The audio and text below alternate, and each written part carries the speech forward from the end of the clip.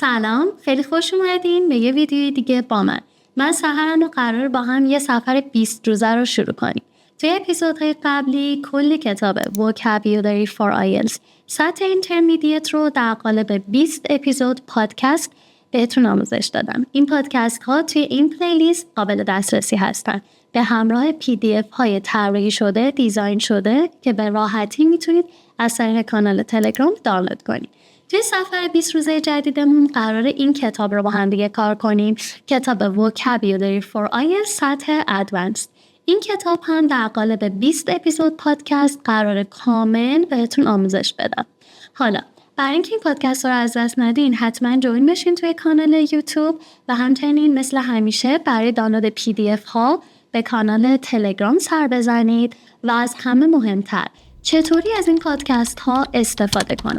برای نحوه درست استفاده از پادکست ها من براتون یه ویدیو کوتاه آماده کردم که با پایان صحبتان میتونید نحوه درست استفاده از این پادکست ها رو یاد بگیرید. یادتون نره تمام مراحل رو اجرا کنیم که دقیقاً مرحله به مرحله طبق روشی که من میگم تا بتونید از این پادکست ها و همچنین روش مطالعه درست این کتاب بیشترین بازدهی رو داشته باشید. خب بریم سراغ اولین درس از کتاب Vocabulary for IELTS سطح Advanced.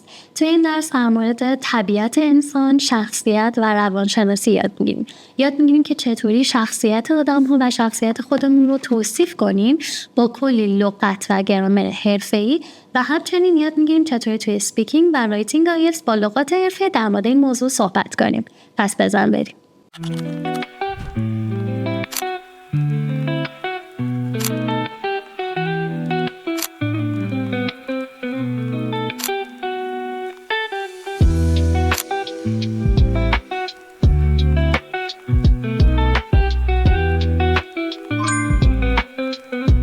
Hello everyone and welcome to the very first episode of Vocabulary for IELTS Level Advanced.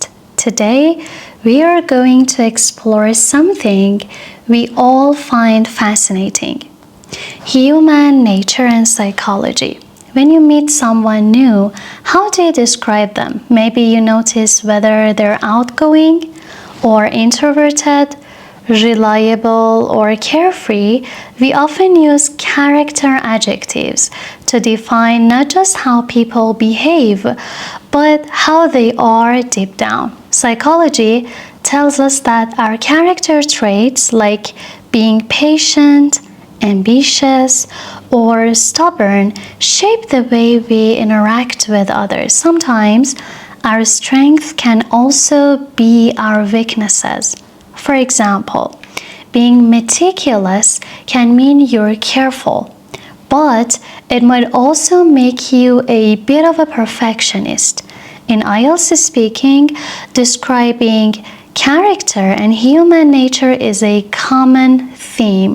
Examiners love when you use precise adjectives and natural phrases like I'd describe myself as. At times I can be less than patient, or I really admire people who are level-headed. By the end of this unit, you'll not only learn vocabulary to describe personality and psychology, but also be able to use it in real answers, whether you're talking about yourself, a close friend, or even a fictional character you admire. So let's dive into Unit 1 and discover how words can paint a picture of someone's personality. Unit 1, Vocabulary, Human Nature, Psychology, and Character. Let's learn some adjectives about personality traits. Ambitious. Ambitious. It means having a strong desire to succeed. For example, she is ambitious and hopes to become a doctor. Collocations: highly ambitious or ambitious goals. Next one, cautious. Cautious. It means careful to avoid risks. For example, he is cautious about lending money to friends. Cautious approach. Cheerful. Cheerful. It means happy and positive. She always has a cheerful smile, cheerful personality. Next one, compassionate. Compassionate. Compassionate means you show care and showing care for other people. For example, nurses need to be compassionate towards patients. Deeply compassionate. He's deeply compassionate. Conscientious. Conscientious. It means careful and hardworking and responsible. For example, he is a conscientious student who always submits his work on time. Conscientious effort. Creative. A person who is able to think of new and original ideas. For example, designers must be very creative to succeed. Highly creative. Energetic. Energetic means full of energy and enthusiasm. The children were energetic and played all afternoon. Energetic personality. Generous. Generous. It means willing to give and share. For example, she's generous with her time and money. Generous donation. Generous spirit. Level-headed. Level-headed. It means calm and sensible, especially in difficult situations. She's level-headed, even under pressure. Remain level-headed. Meticulous. Meticulous. Paying attention to small details. The editor was meticulous in checking errors. Meticulous planning. Meticulous. Outgoing. Outgoing. It means friendly and sociable. He is outgoing and makes friends easily. Outgoing personality. Reliable. Reliable. It means trustworthy. Someone you can depend on. She is reliable. You can always count on her. Reliable friend or reliable source. Reserved. Reserved. It means a person who is quiet and sure he is not very open with feelings. He's reserved and doesn't talk much about himself. Rather reserved. Self-centered. Self-centered. What does it mean, self-centered? Only interested in oneself. She's too self-centered to care about others. Self-centered attitude. Supportive. Supportive. It means giving help and encouragement. He was very supportive during the exam. Temperamental. Temperamental. It means unpredictable in mood or behavior. The actor is talented but temperamental. Temperamental. Highly temperamental. Now, let's move to some new vocabulary about psychology and human nature. Character. Character. It means the combination of qualities that make someone who they are. Honesty is a part of his character. Strong character. Character traits. Trait means a quality in someone's personality. For example, patience is a valuable trait in teachers. Personality trait or genetic traits. Nature. Nature means someone's personality or basic qualities. He has a gentle nature, human nature.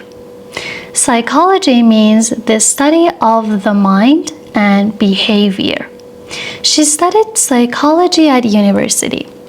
Child psychology, social psychology. Interaction or interaction. Interaction. It means communication or involvement with others. Teachers should encourage classroom interaction. social interaction. Now, we're going to learn some phrases for IELTS speaking. I describe myself as an ambitious but sometimes impatient person. At times I can be less than. At times I can be less than. At times I can be less than patient, especially when I'm stressed. I get really irritated by people who are dishonest. I admire people who are level-headed and supportive. I wish I were more. I wish I were less. I wish I were more outgoing and confident. Now, we are moving to part 2 speaking sample. The topic is describe a person you admire. Describe a person you admire. Listen carefully. One person I really admire is my best friend Sarah. She is not a celebrity or someone famous, but she has qualities that I find truly inspiring. Sarah is a kind of person who is incredibly reliable. If she promises to do something, she can be sure she'll get it done. She's also very compassionate. I've seen her go out of her way to help strangers or comfort classmates who were struggling. I think that kind of kindness is rare these days.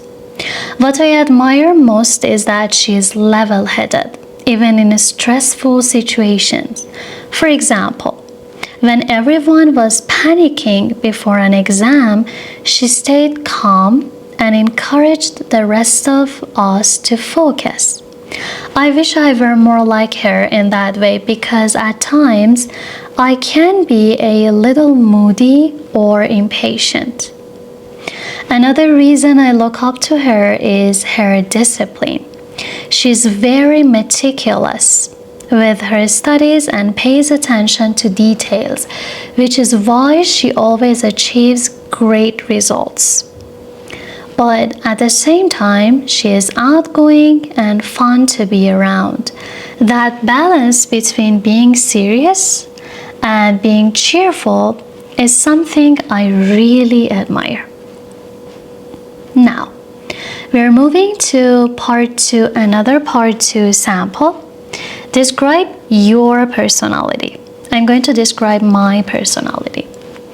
Well, if I had to describe my personality, I'd say I'm someone who is very disciplined, ambitious, and usually quite optimistic. For example, when I set a goal, whether it's related to study, fitness, or even daily routines, I stick to it. I'm a very conscientious person, so I like to follow schedules and keep track of my progress. This discipline has helped me achieve a lot, especially in my academic life. I'd also describe myself as ambitious. I always aim high and try to challenge myself. Some people might say I push myself too hard, but for me, having big dreams gives me motivation. At the same time, I try to stay optimistic because I believe that a positive outlook makes it even the hardest situation easier to handle. Of course, I'm not perfect. At times I can be a little moody, especially when I'm under pressure. There are also moments when I become pessimistic and focus too much on the negative side of the things because I'm aware of these weaknesses and I'm trying to improve by practicing mindfulness and being more patient. Overall, I'd say I'm a person with clear goals, a lot of determination, and a positive attitude most of the time.